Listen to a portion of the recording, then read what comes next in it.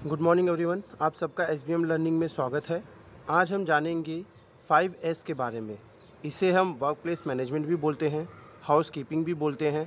5S होता क्या है?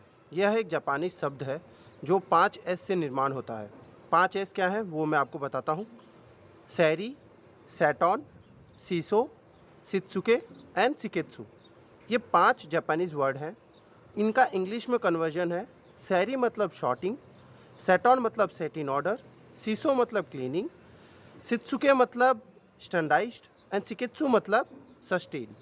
तो ये 5S की क्या होता है, मतलब कैसे इनको हम अपने डेली रूटीन लाइफ में इस्तेमाल कर सकते हैं, इनसे बेनिफिट क्या होगा, आज इस वीडियो में हम यही जानेंगे।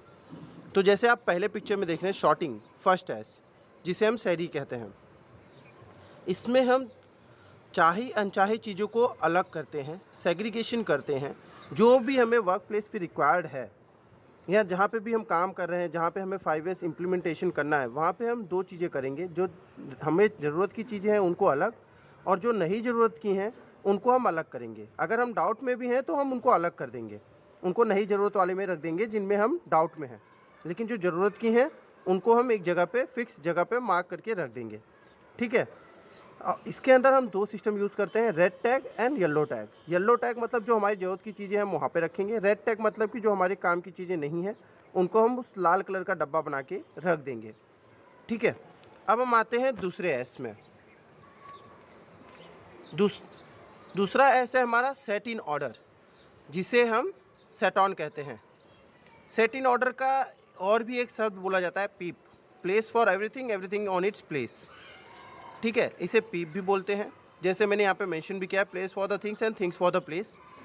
जो हमने ज़रूरत की चीज़ें हैं जो अलग की हुई हैं, अब उनके लिए हम जगह फिक्स करेंगे। अगर पहले से तय की हुई जगह है तो कोई बात नहीं, हमको उनको वहाँ पे ले जाके रख देना है।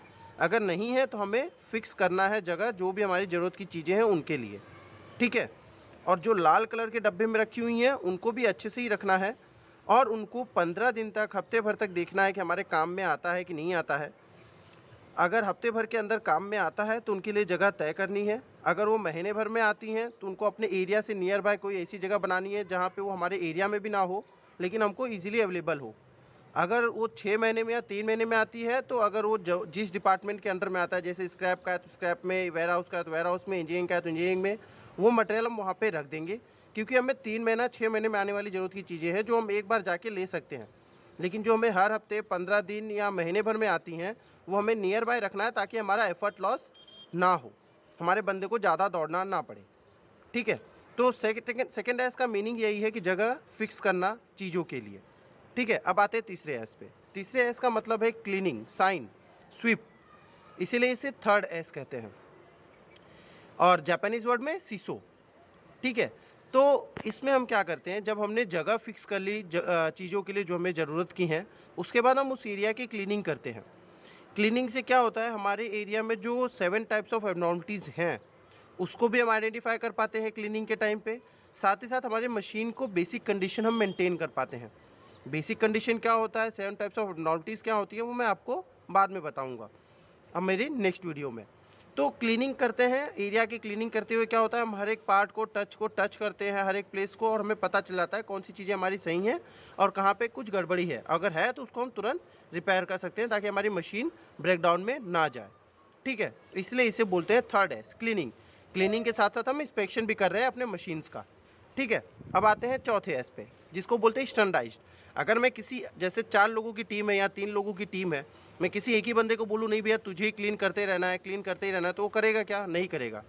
इसीलिए हम स्टैंडर्डाइज्ड पे आते हैं कि हमारे जितने बंदे हैं सबको एक रोल्स रिस्पॉन्सिबिलिटी दे दी जाए, एक एरिया दे दिया जाए कि भैया तेरे को तेरे एरिया का ख्याल रखना है। या फिर जैसे क्लीनिंग है, अगर समझो एक मशीन पे 3 शिफ्ट में 3 लोग काम कर रहे हैं, मैं एक ही बंदे को बोलूँगा तो 1 हफ्ता करेगा, 2 हफ्ता करेगा, फिर छोड़ देगा कि मैं ही क्यों करूँ करके।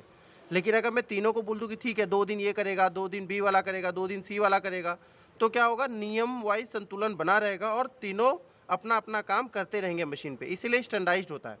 स्टैंडर्डाइज में क्या करते हैं, हम एरिया की प्रॉपर्ली मार्किंग करते हैं, हर एक चीज़ का लेबलिंग करते हैं, और साथ ही साथ लोगों को रिस्पॉन्सिबिलिटीज़ देते हैं कि कौन से एरिया की किसकी जिम्मेदारी होगी कि उसका 5S मेंटेन रहे।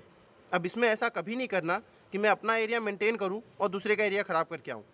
तो ये चीज़ें हमें हमारे कल्चर में, हमारे बिहेवियर में बिल्ड करनी होगी, ताकि कभी भी ये हमारा मेंटेन रहे और स्टैंडर्डाइज्ड है। स्टैंडर्डाइज का मीनिंग यही होता है कि नियम को बनाना, रूल्स को बनाना जो सभी फॉलो कर सके ऊपर के 3 एस को मेंटेन करने के लिए। और अब बात आती है सस्टेन की। तो सस्टेन में हम क्या करते हैं कि जो भी नियम हमने ऊपर के 4 एस बनाए हैं, उस चारों एस को फॉलो करते रहें।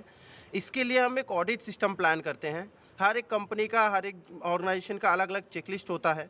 उस चेकलिस्ट पे डिपार्टमेंट लीडर्स आके वहाँ पे विज़िट करते हैं। विज़िट करके देखते हैं, अगर वो एरिया उस नंबर के हिसाब से सबसे ज़्यादा में होता है तो उनको उस हिसाब से रैंकिंग दी जाती है। जो सबसे ज़्यादा स्कोर करता है वो विनर होता है। तो इसीलिए यहाँ पे कुछ लीडर्स को, डिपार्टमेंट लीडर्स को हम नॉमिनेट करते हैं फॉर ऑडिट पर्पस। जैसे फाइनेंस वाला प्रोडक्शन का ऑडिट करे, इंजीनियरिंग वाला क्वालिटी का ऑडिट करे, क्वालिटी वाला फाइनेंस वाले का ऑडिट कर दे, एचआर वाला सेफ्टी का ऑडिट कर दे, सेफ्टी वाला इसका क्वालिटी का ऑडिट कर दे। ऐसे ही सबका अलग अलग, ताकि एक दूसरे के डिपार्टमेंट रिपीट ना हो। और साथ ही साथ लोग पर्टिकुलरली हर 15 दिन पे या महीने में एक बार ऑडिट करके एक पर्टिकुलर जो विनर डिपार्टमेंट हो, जो सबसे ज़्यादा स्कोरर हो, उसको ट्रॉफी दी जाए। तो इस हिसाब से हम 5वां एस सस्टेन मेंटेन करते हैं। और सस्टेन तभी पॉसिबल है जब सभी का सहयोग हो, सभी टीम मेंबर्स उस पर काम करें, सभी मिलकर उसको फॉलो करें, ऊपर के 4 एस को मेंटेन रखें। तो सस्टेन किसी एक के हाथ में नहीं होता। सस्टेन जब सब मिलके करेंगे तभी होगा। अगर 4 एस ऊपर के करना चाहो तो आप एक दिन में तुरंत कर सकते हो, लेकिन 5वां एस करने के लिए आपको सभी का सहयोग ज़रूरी है। तो ये है 5 एस। आप यह छोटा सा ब्रीफ इंट्रोडक्शन था अबाउट 5 एस। डिटेल के लिए और एक प्रेजेंटेशन और वीडियो मैं बनाऊंगा। आप देखते रहें SBM लर्निंग। कुछ डाउट हो तो आप कमेंट कर सकते हैं, मैं आपको कमेंट्स में क्लैरिफाई कर दूंगा। इसे ही बोलते हैं work place management, house keeping या 5 S. It's a Japanese tool. मैं फिर से नाम बता देता हूँ, सैरी, सेटॉन, सीसो, शित्सुके एंड शिकेत्सु। ठीक है, मिलते हैं। Have a good day, bye bye.